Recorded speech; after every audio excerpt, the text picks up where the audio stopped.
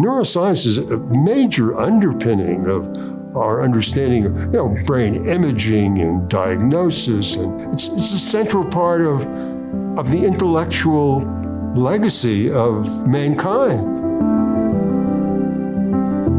Who's not interested in how the mind works? That's like the lost frontier that humans are facing. There's so much that we don't know that we need to know. For not only understanding life, but also curing disease and disorders.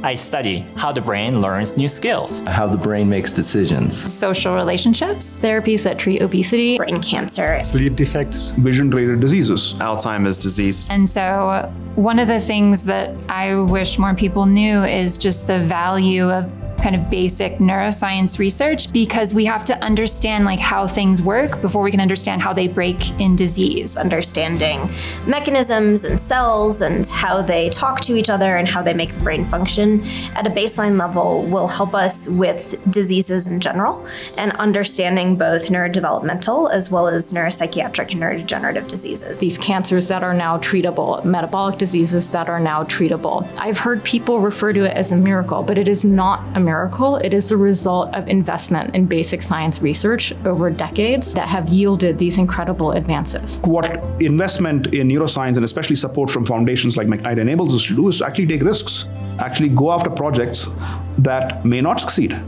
But even if they don't succeed in the sense that we wish they did, we actually learn a lot. Now, in my case, I have a McKnight Technology Award, and I used that award to develop new probes for understanding brain function. What I did was I took a fluorescent molecule that's part jellyfish, part rat protein, part kinase, and turned it into a little machine that senses neural activity. And the McKnight Foundation took a chance on me and let me get into that new area, and I'm quite grateful for it.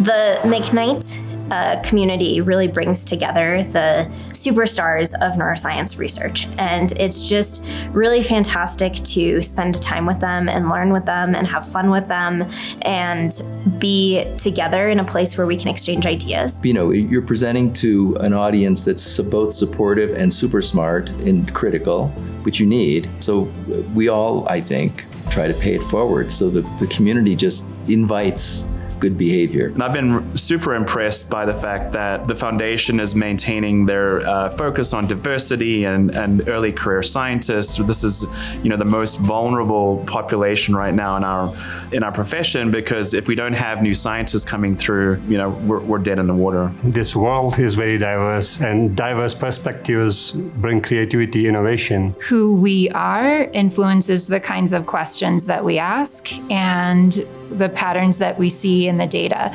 And so having a lot of different perspectives allows us to come up with a lot of different solutions. I think most important discoveries are really fueled by that curiosity and that freedom to pursue something that maybe other people think is not that important or don't see in the same way. So curtailing that academic freedom and putting constraints on what should or shouldn't be done will end up really limiting the innovation and limiting what things might be discovered in the future in ways that we just can't anticipate right now.